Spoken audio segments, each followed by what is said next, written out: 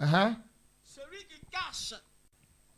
qui cache ses transgressions, Celui qui cache ses transgressions ne prospère point. ne peut pas prospérer. Mais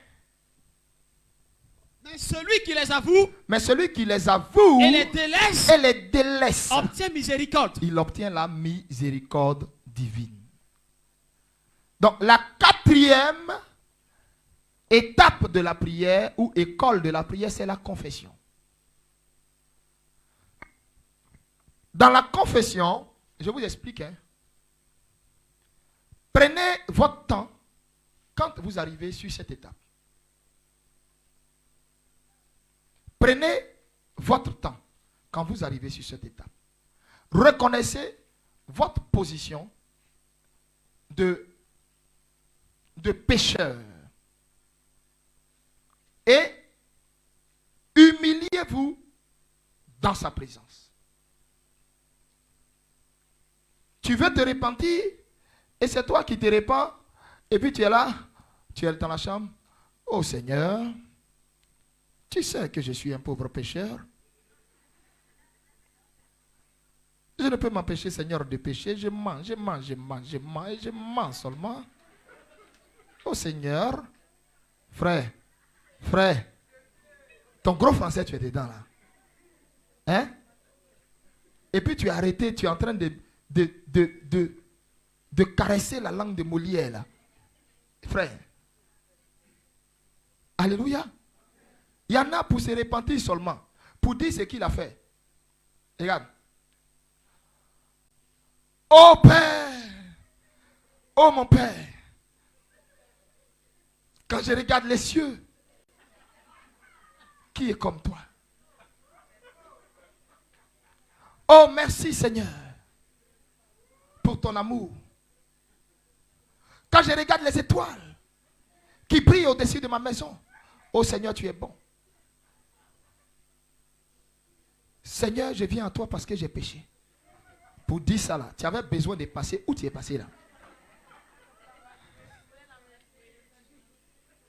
Pour dire ça là, tu avais besoin de passer où tu es passé là. Et dans la repentance, dans la confession, faites attention. Ne confessez pas ce que vous n'avez pas fait. Non. Il y en a, ils font l'excès de zèle. Oh Seigneur, je suis un voleur. Oh Seigneur. Tu as volé quoi? Donc au ciel, tout le monde est étonné. Et puis on le regarde quoi? On prend les cahiers, on regarde. Il a volé quoi? On ne voit pas. Tu as volé quoi? Il y en a qui font l'excès de zèle dans la prière. Oh Seigneur, je suis un tueur. Toi, tu veux tuer mouche, toi? Tu as tué qui? Tu peux comprendre ce que j'ai dit? Oh Seigneur, je suis un violeur. Tu as violé qui, mon frère? Tu as violé qui? On dit viens dire ce que tu as fait.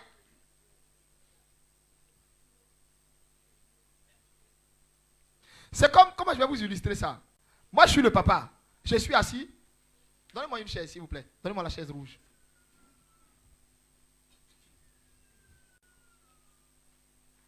Et regardez un peu.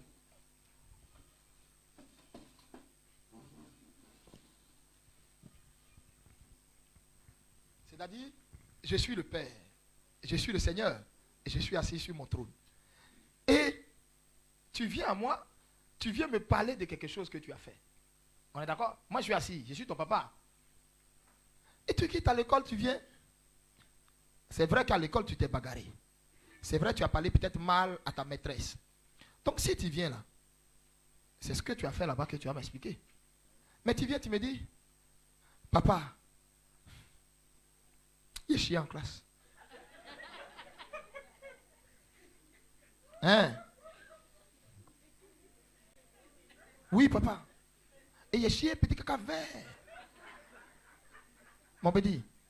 Donc du coup, ça va m'agacer. Attends, tu me prends. Donc je me dis, mais attends, tu me prends pour ton pantin. Tu crois que j'ai rien à faire venir écouter des balivernes comme ça? Tu as fait quoi de ta journée? Explique-moi ça. Tu es en train de me parler de quoi? Hein? Explique-moi ta journée. Mais toi, tu es en train de parler de quoi? De quoi tu parles? Est-ce que vous comprenez? Donc vous voyez que même vous-même, vous aurez cette réaction humaine. On est d'accord? Tu ne vas pas comprendre tout ce qu'il est en train de te dire. Ah, c'est mieux pour toi. Parle-moi directement. Imagine-toi. Quelqu'un maintenant qui vient et puis qui dit, Seigneur, durant cette journée, quand j'ai passé, j'ai convoité une sœur. Durant cette journée, j'ai dit des choses qui ne devaient pas sortir de ma bouche. On regarde dans le cahier des charges et d'accusations, ce qu'il est en train de dire là. Il a réellement fait ça.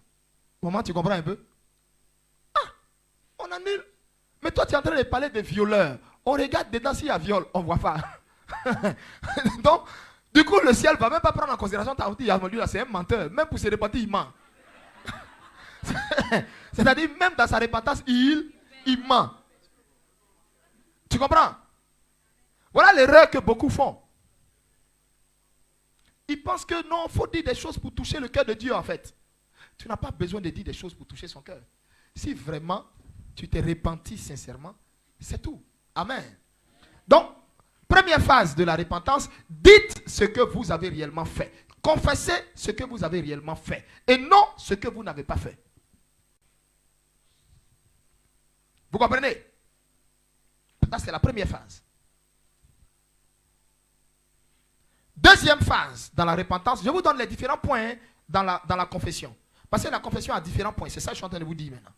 Première phase, dites, confessez ce que vous avez réellement fait, non ce que vous n'avez pas fait. Deuxième phase, soyez sincère pendant votre confession. C'est quoi être sincère? Je vous explique.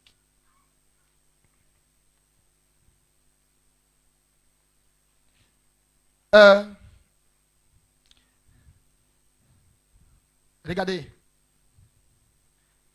Quelqu'un peut faire quelque chose. Un fils peut faire quelque chose. Une fille peut faire quelque chose. Elle peut pécher. Ça arrive. Mais quand tu pêches ou quand tu fais quelque chose et puis tu viens demander pardon et on lit la sincérité. On lit la sincérité dans ton pardon. Automatiquement, à l'avance même, tu es déjà pardonné. Mais il y en a, ils font quelque chose. C'est-à-dire, il vient exprès, il blesse l'homme de Dieu qui est assis là, ou le frère qui est assis là, ou le pasteur qui est assis là. Il a blessé. Il sait qu'il a blessé. Mais dans la manière de lui demander pardon, il n'y a pas de sincérité. Il y en a, quand ils se repentent, oh Seigneur, j'ai péché contre... péché contre toi. Seigneur, merci. J'ai péché contre toi. Ce matin, j'ai fait palabre. Seigneur, merci. Et pendant qu'il dit j'ai fait palabre, il s'arrête un peu pour lâcher un peu. Et puis il continue. Tout ça dans repentance. C'est-à-dire, il n'y a aucun sérieux dans ce que tu es en train de faire. Je te parle. Je te parle. Je te parle. Non seulement tu as frustré le gars et tu viens lâcher dans sa présence. Ton père là, tu as gardé du cas, tu as attendu la partie où tu dois te repentir là. On est là et qu'on entend pas. Et c'est le pas qui est derrière la main qui peut me tuer.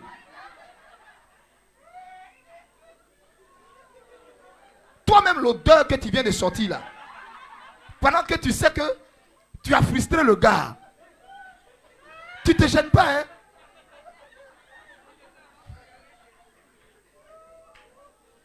Donc, il y a des attitudes dans la confession.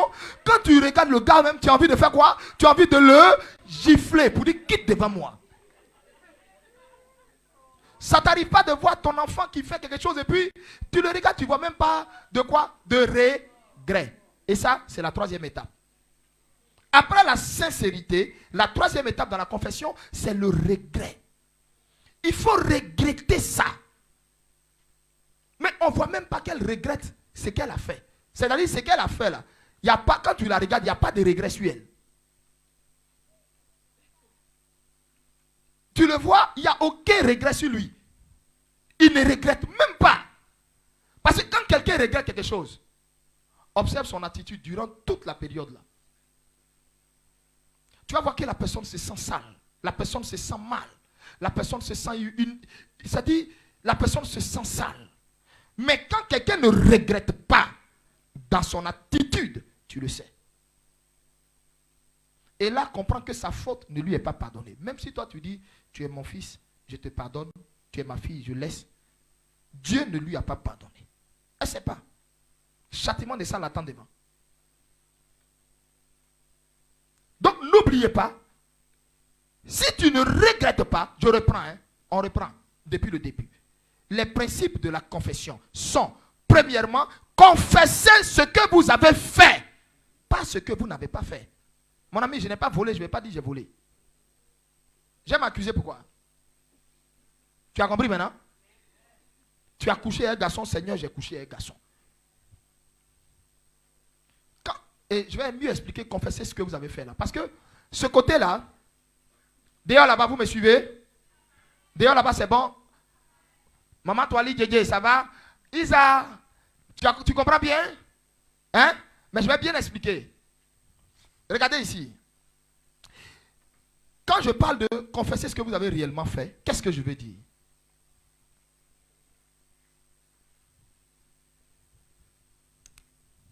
Non seulement ce que tu as fait là, c'est ça, il faut dire. Mais il ne faut pas avoir peur de le dire. On se comprend? Il ne faut pas avoir peur de le dire. Tu comprends? Il y en a. Parce que quand il a fini de toucher la confession, il a dit repentez-vous. Vous allez voir, il y en a.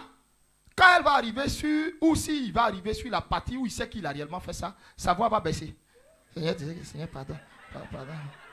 Mais les choses où il sait qu'on peut entendre là. Seigneur, pardonne-moi parce que j'ai mal parlé. Oh, ma bouche. Oh, bouche là. Oh. Seigneur, pardonne-moi. Ça, on peut dire. Mais ce qu'elle a fait dans la semaine là, l'hôtel où elle est partie là-bas, fait grand écart là.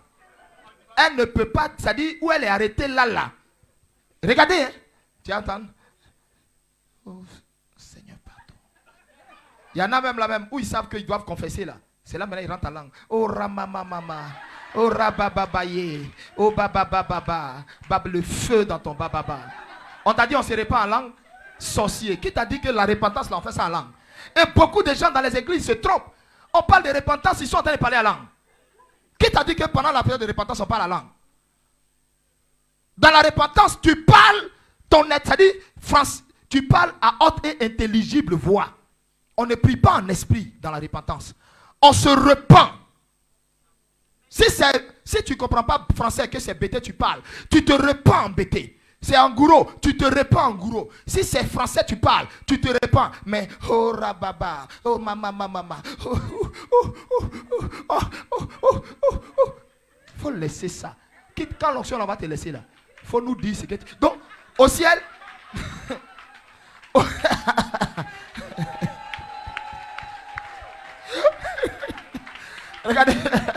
regardez un truc ici. Au ciel, regardez. Quand un fidèle s'apprête à se repentir, tout le ciel. Il y a un calme au ciel.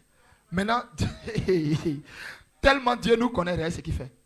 Il dit, vous les Gabriel, là, vous là, venez ici. Michel, venez.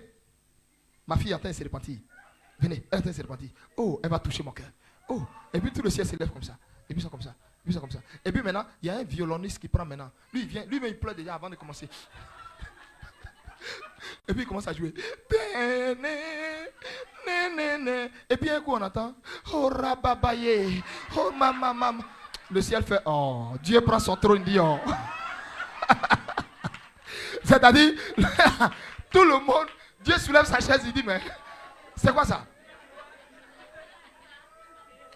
Et généralement les gens qui font ça sont ceux en fait qui ne veulent pas en fait abandonner leur péché.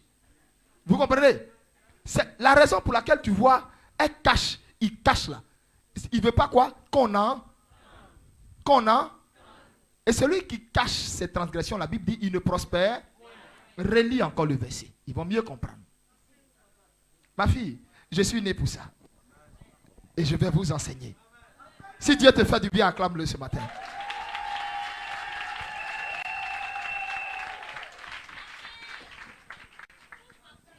Celui qui cache ses transgressions Celui qui cache ses transgressions ne prospère point. il ne peut pas prospérer. Rien ne peut réussir. Dieu ne peut pas l'écouter. Le ciel ne l'écoute pas. On dit celui qui cache. Celui qui cache. C'est-à-dire celui qui met sous silence ce qu'il a fait. Maintenant, lis la suite. Mais celui qui les avoue Celui qui les avoue. et les délaisse. Ici, le avoue là, le grec qui a été employé veut dire celui qui l'expose. Celui qui expose ses transgressions. Celui qui expose ses transgressions. Vous voyez, les gens disent, il y a quelqu'un qui dit, il y a un homme de Dieu qui est venu me voir un jour. Il dit, prophète, nous on est de loin, mais de loin où on est là, tes échos qu'on entend, les choses qu'on voit, on est dépassé. Ah! Toi, tu étais dans le ministère. Tu as abandonné la main du Seigneur. Pendant 10 ans, tu es allé dans le monde. Tu as fait des choses pas possibles. Tu es revenu à Dieu. À peine 3 ans. Regarde l'élan avec lequel Dieu va avec toi. Et je lui ai répondu. Je lui ai dit, vous pensez que, d'après vous, vous croyez que c'est une grande onction qui fait ça. Vous croyez que c'est une grande onction qui fait ça. Non. C'est une vraie repentance. Ce que vous voyez là, c'est la vraie repentance qu'il y a eu là. Je me suis assis sur Facebook. J'ai préféré sauver l'honorabilité des personnes à qui j'ai fait du mal. Mais ce jour-là, voilà ma femme. J'avais la liste de toutes les personnes à qui je voulais demander pardon. Je voulais dire, toi là, oui, j'ai couché avec toi. Toi là, j'ai dit ça. Toi là, j'ai fait ça. Mais je me suis dit, ah, peut-être que ça peut créer d'autres choses peut-être. Je ne sais pas si on se comprend. Mais le ciel, mon Dieu sait ma sincérité quand je prie. Je ne suis pas quelqu'un de faux dans mes choses. C'est-à-dire quand je ne veux pas faire quelque chose là. C'est de toute mon âme, je ne veux pas faire. C'est comme ça quand aussi je veux faire là. J'y mets mon âme. Donc, je ne sais pas faire à peu près. Ministère, je ne sais pas faire doucement. Si tout de suite, tu me donnes cellule de prière, donne-moi 2 mois, et puis reviens, tu vas venir voir ce que ça va être. En fait, dans tout ce que je fais, je mets quoi? La sincérité, toute mon âme dedans. Et si vous n'êtes pas sincère, tu ne vas jamais prospérer. Quand vous dites à quelqu'un, je te pardonne, que ça soit sincère. Il y en a qui te pardonnent. Et puis, il ne veut plus rien savoir de toi. Il garde ses distances. Or, si moi j'ai dit, je te pardonne. Je t'ai pardonné toi. Ton enfant là, je lui ai pardonné. Ce que vous avez dit là, j'ai oublié. C'est-à-dire, si vous revenez, vous tous, je vous prends comme s'il n'y a jamais rien eu. Et je ne veux même pas qu'on en parle. C'est comme ça que Dieu a fait mon cœur. Je ne suis pas dans je te pardonne. Et j'ai fini de dire je te pardonne. Et puis dans mon comportement, dans ma réaction, dans ma manière de faire, tu as senti qu'il était mis à l'écart. Non. En fait, c'est toi qui vas être un peu embêté ou gêné. Mais si toi, tu me connais réellement, tu vas te sentir à l'aise. Il y a des gens qui sont foncièrement faux, qui ne pardonnent pas, qui ne sont pas sincères dans leur pardon, qui ne sont pas vrais.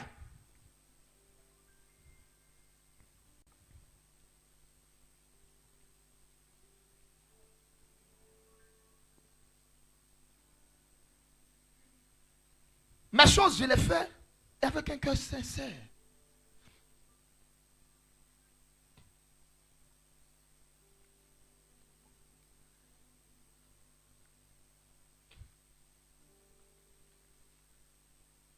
Je vais te donner un exemple simple. Daniel est là? Daniel est là? Hein? D'accord. Ce matin, tu as eu 1000 francs, c'est pas ça? Hein? Comme déjeuner. Romy, Sam a eu combien? On ne t'entend pas. Pourtant, c'est mon propre sang. Je ne suis pas dans à peu près. Hein. Je répète, quand je ne veux pas faire, je ne fais pas. De toute mon âme, je ne fais pas. Quand je veux faire, je fais de façon parfaite. Si moi j'ai un discours avec, par exemple, le papa de l'un de mes enfants, ça c'est parole des frères, toi enlève-toi dedans. Mais ça ne va jamais dépendre sur ma relation avec mes enfants. Vous savez, moi mon problème là, ça, toi quitte dedans. Quelqu'un il a têté saint, moi il a pris. Est-ce qu'on t'a demandé permission avant que moi il vienne prendre? Ça c'est entre nous. Toi quitte dedans. Ça n'a rien à voir, ça ne peut pas dépendre dans ma relation avec mes enfants. Donc si par moment tu m'entends, je parle de ça, mais c'est parce que soit la personne m'énerve, ça n'a rien à voir avec mes enfants. Quand les fêtes arrivent, je ne vais pas enlever 50 000 francs pour Daniel et puis dire comme c'est mon enfant, je vais enlever 100 000 pour Sem. Je ne fais pas ça. Tout le monde au même niveau.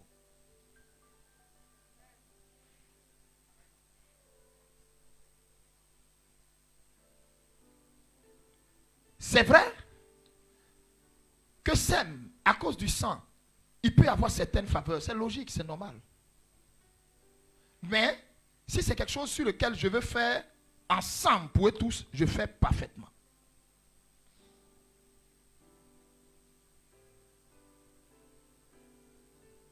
Je voulais offrir un téléphone aux enfants.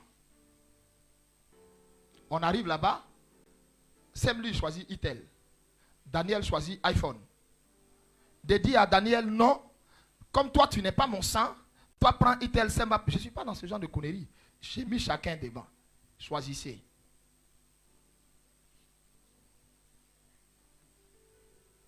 Par contre, vous n'aimez pas les enfants de vos frères comme s'ils étaient sortis de vous.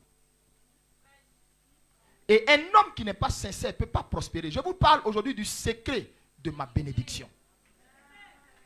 Je vous donne le secret de ma bénédiction. Je ne fais pas mes choses dans à peu près. C'est-à-dire, et puis moi, mon affaire, quand je ne t'aime pas, depuis que tu es assis là-bas, tu sauras que le gars là, il ne m'aime pas. Non, je suis entier dans mes choses. C'est pourquoi je vous dis, si quelqu'un s'en va dire, on dit, si le nom de ton pasteur, il faut dire qu'il ment. Moi, mon papa, il le connaît là. Si vraiment il a quelque chose à me reprocher, il va m'appeler pour me dire direct. Non, je ne suis pas dans, genre, je vais dire quelque chose de toi et puis il va me cacher pour te critiquer avec telle autre personne de ton département là. Je ne suis pas dans ça. Hein. Je vais te dire quelque chose, je vais t'appeler, je prends ton téléphone et puis je vais t'appeler. Ce qui est dans mon cœur là, il te dit. On me connaît pour ça.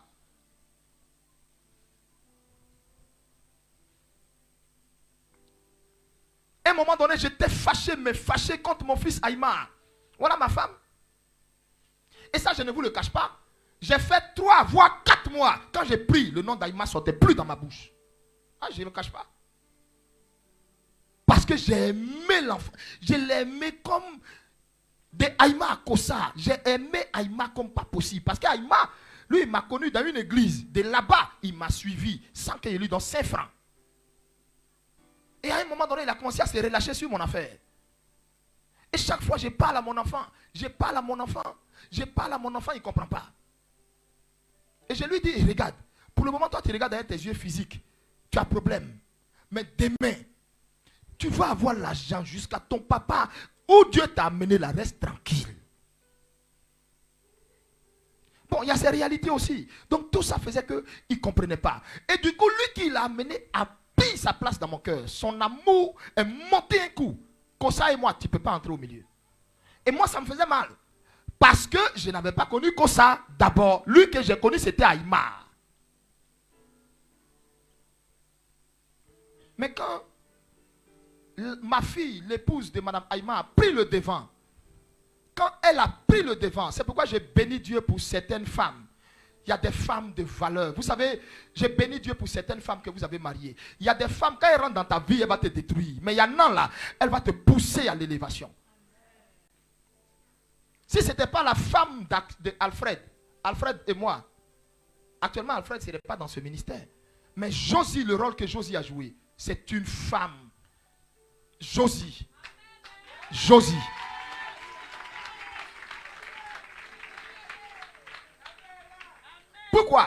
Parce que Alfred, lève-toi. Lui, celui-là, je l'ai pris. Il est long comme ça, mais c'est mon enfant. Celui-là, je l'ai pris, je l'ai élevé, il était chez moi. Jusqu'à son caleçon, c'est moi qui paye. Tu as fait combien d'années chez moi à la maison? 5 ans ou 4 ans. Bon, je ne sais plus, 4 ans. Quand j'ai pris Alfred, il était chez moi. Alfred ne mettait pas ses pieds chez ses parents. C'est moi qui m'occupais d'Alfred. La personne qui arrangeait ma chambre, c'est Alfred, pasteur Alfred.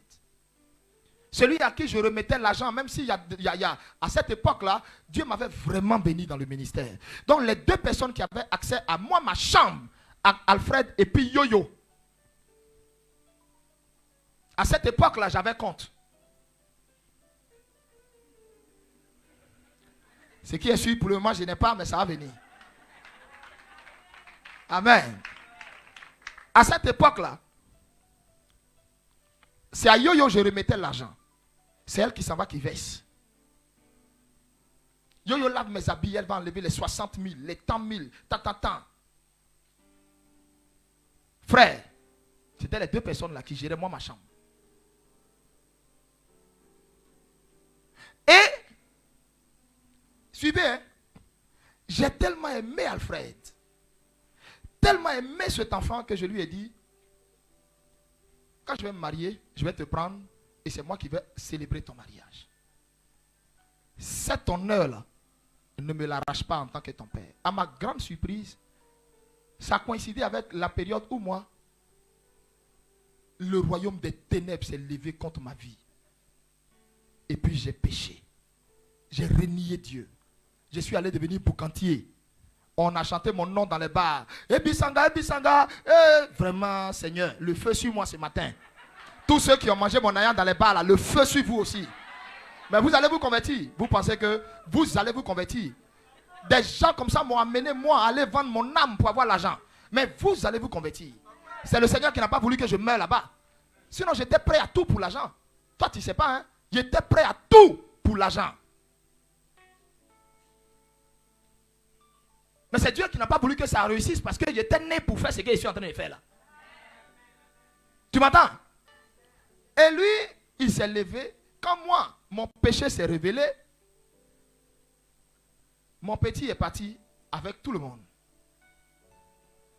Il a, c'est-à-dire, Alfred et tout son goyi, les ligués, les je ne sais pas qui. Et derrière moi, un jour, Alfred vient. À ce moment, j'habitais chez mon petit frère au Maroc, au terminus 27. Et Alfred vient, il m'informe qu'il est fiancé. Je dis, ah, c'est super. Et ce jour-là, je lui ai dit, viens le lendemain, ta fiancée, je vais la connaître. Tu te rappelles? Hein? Tu étais là? J'avais hâte de voir quelle était la fille qui avait pris le cœur de mon enfant. Parce que je lui ai dit, de toute façon, je t'aime là, tout l'amour que j'ai pour toi là, je vais déverser ça sur elle. Et ce monsieur me prive de cet amour que je dois donner à ma fille. Vous savez ce qu'il fait? Il est allé dans une autre église. Alfred s'est marié là-bas. Il a fait dot de sa femme là-bas. Sans m'appeler, il connaissait où j'étais pour que je vienne voir. C'est-à-dire que j'étais tellement peut-être sale à ses yeux pour être assis là, pour qu'il me présente comme étant son papa. Et ça, je m'étais juré ne jamais lui pardonner ça. Jusqu'à ce que Dieu vienne m'enlever dans la boue là. Et Dieu lui-même m'a lavé. Et quand Dieu m'a ramené, vous savez comment Dieu va faire pour me réconcilier, mon enfant? Moi, je quitte la montagne où je suis allé gêner, je viens. Je n'ai nulle part où aller. Je n'avais rien. Je n'avais pas de domicile. Et c'est comme ça, Dieu m'envoie. Je suis allé, je dormais dans un hôtel là, je payais, je ne sais plus combien, 7 000, non? Je payais 7 000 par jour. À un moment donné, je n'avais plus l'argent. C'est la femme d'Alfred qui prenait l'argent des marchés de son mari et puis qui venait payer le truc là. Et moi, je demande, on me la présente, c'est la femme d'Alfred. C'est comme ça, Alfred maintenant me présente sa femme. Et pendant qu'elle tentait de se rapprocher de moi, lui, il gardait ses distances, il se méfiait là, etc. Et, autres. Et elle m'a pris. J'étais dans l'hôtel là, je ne mangeais pas. C'était elle qui me nourrissait. Elle me donnait à manger. Elle me nourrissait. À cause de la femme là, c'est que j'avais contre Alfred. J'ai tout laissé. Voilà comment lui, il est arrêté là. Hein. C'est pourquoi dis à ton frère marié de bonne femme, rassois-toi mon fils, tu es béni. Vous voyez, pour vous dire que l'erreur peut être humaine, mais si tu n'as pas une bonne femme, comme la femme d'Aïmar, parce que quand elle a commencé à sentir la distance entre son mari et moi, elle est entrée en scène. Mais elle s'est collée, mais rapprochée à moi comme pas possible. Donc du coup, à cause d'elle, je revoyais ma position vis-à-vis de mon fils. Et j'ai recommencé à prier pour lui. J'ai recommencé à prier pour lui jusqu'à maintenant. Et je m'en vais à la montagne pour dire à Dieu, c'est mon sang. Il m'a suivi, ou moi, l'église là, on ne mettait même pas bâche. Souviens-toi de lui. Si elle n'était pas entrée en scène, lui, moi, et il ne savait même pas que derrière lui, moi je cherchais des gens pour ne plus travailler même avec eux.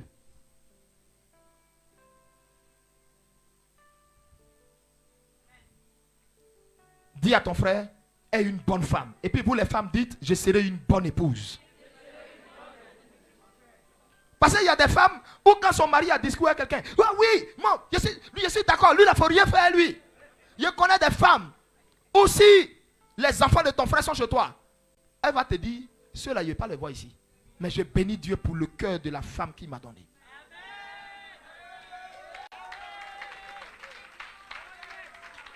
Être pas un enfant. Être pas un enfant. Coiffure, elle va faire sur sa tête. Elle va prendre pour faire sur même enfant qui n'est pas pour elle. Être pas enfant de quelqu'un. Et je m'assois et je la regarde jusqu'à je dis, il fallait toi pour que je sois quelqu'un.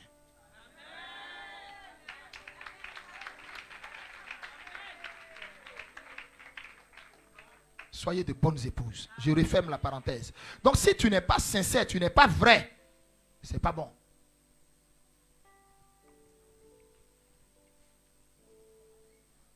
Je finis dans 50 minutes. Ouais? J'ai fini dans 50 minutes. C'est moi qui vous ai dit non? Vous allez voir. Il y a un moment gars qui dit on finit à 18h. On finit pas à 18h ici. Ma fille Likandi, ah papa, on pensait que c'était maman qui allait prêcher aujourd'hui. On allait rentrer tôt. Hey ma fille, le feu sur toi ce matin. Alléluia. Alors, donc, soyez sincères. On te dit de te repentir, et puis à cause de ton voisin, tu as honte de dire ce que tu as fait. Tu le vois, il est là, il cherche là. Non, il ne faut pas, il va entendre. Ah! Si lui, il ouvre ses oreilles pour t'écouter, mais lui-même, il est maudit. Parce que normalement, le temps il prend pour ouvrir ses oreilles là, il devrait faire quoi? Se repentir aussi. Alléluia. Alléluia. Ne venez pas à l'église pour regarder quelqu'un. Dis amen fort. Non, dis-moi un amen fort. Alléluia. Viens à l'église quand tu sais que tu as senti Dieu là-bas. Non, il ne faut pas venir à l'église à cause de quelqu'un. Si tu veux regarder, si tu veux les regarder, elles parlent mal. Tu veux regarder les petites filles de l'église, elles parlent mal. Tu veux regarder quelqu'un, il peut te blesser. Regarde Christ. Regarde ta communauté. Point. On dit de te repentir et puis toi tu es là, tu regardes les gens.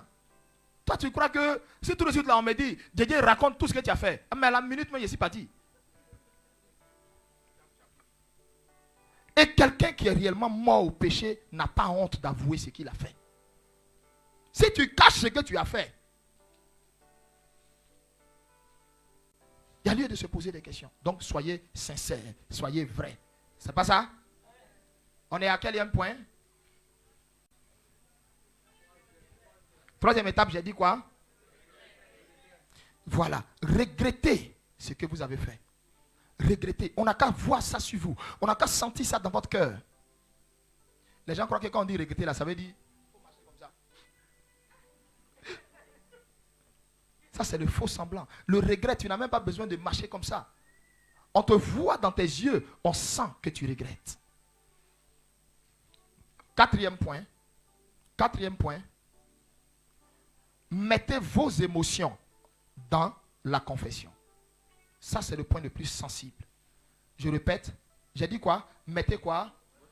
vos émotions. C'est-à-dire, si tu pries sans tes émotions, parce qu'il ne faut pas oublier que ton Père, Dieu est ton Père, et c'est un Père sensible.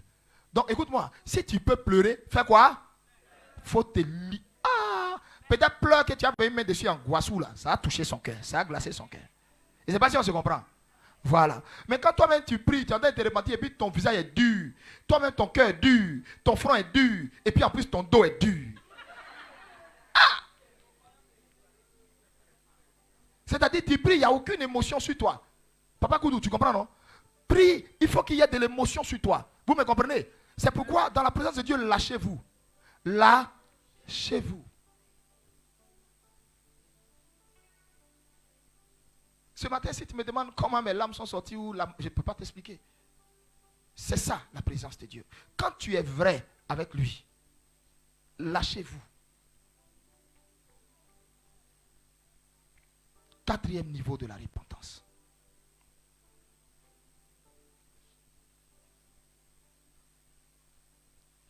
Cinquième niveau de la repentance et le dernier.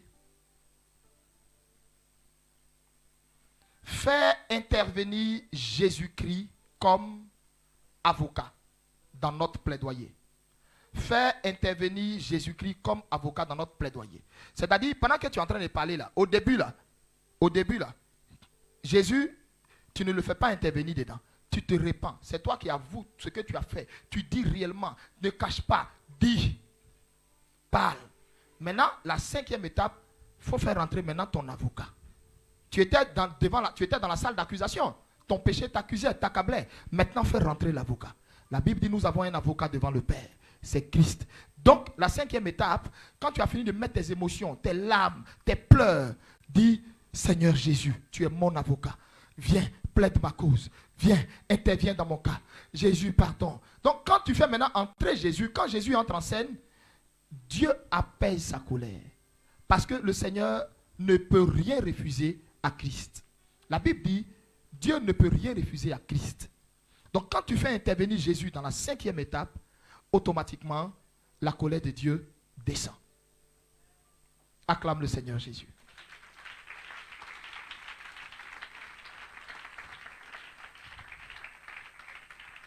Amen. Amen. Tenez-vous debout, on va faire quelque chose. Je vais voir si vous avez compris cette étape. Parce que on a fini ça, on va aller à la cinquième étape. La cinquième étape est très merveilleuse. Mais tiens-toi debout et tire-toi un peu. Et adopte une position d'humilité et répands-toi. Tu peux être assis, mais que tu sois sincère dans ta repentance. Et n'aie pas peur d'avouer. N'aie pas peur d'avouer. Parle. De tout ton cœur, parle. De tout ton cœur, parle. Pendant 10 minutes, je vais voir une repentance sincère. Toucher le cœur de Dieu. Groupe musical, accompagnez-les. Accompagnez-les.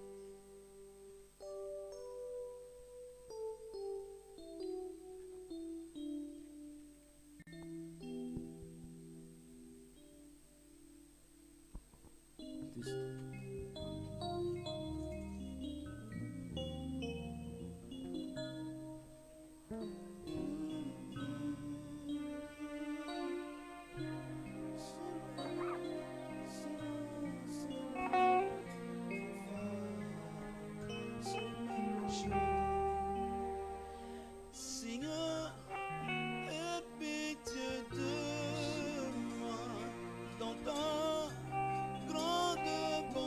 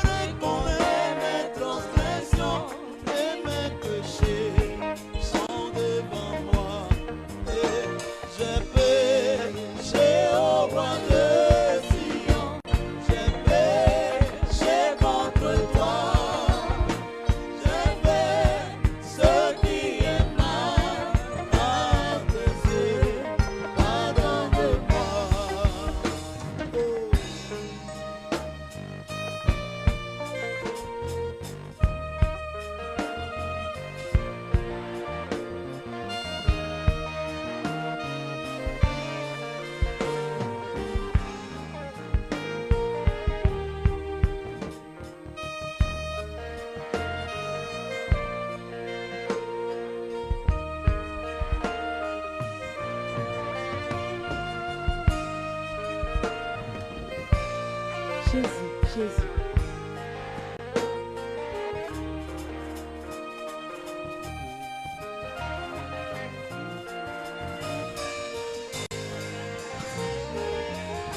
Le secret de mon succès, c'est la repentance sincère. Sois sincère. Essaie de te rappeler s'il y a quelque chose que tu sais que tu n'as pas réellement dit.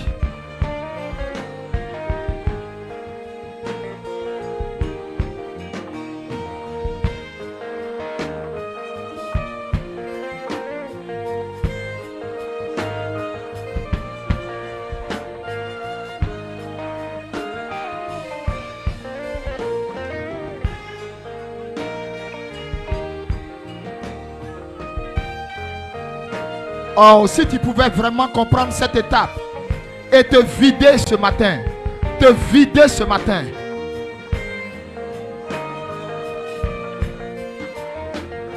Groupe musical, priez également pendant que vous jouez.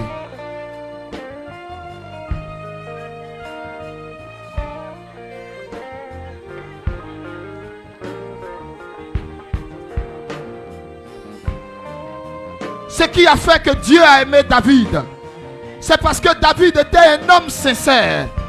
Un homme qui aimait la repentance. Non, David ne s'est pas caché son péché. Quand Nathan vient dire à David, voici, l'Éternel te reproche ton orgueil. L'Éternel te reproche ceci. David se jette automatiquement. Il se répand.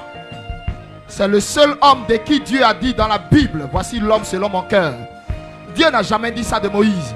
Dieu n'a jamais dit ça d'Abraham. Mais Dieu a dit à David, tu es l'homme selon mon cœur. Et de ta descendance va naître Jésus-Christ, le roi des Juifs. Frères, soyez des hommes entiers, sincères, vrais dans la repentance. N'ayez pas honte de parler. N'ayez pas honte de parler.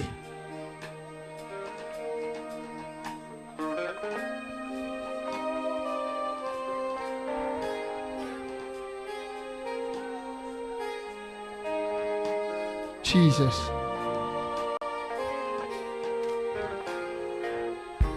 Amen. Relève-toi. Relève-toi. Relève-toi.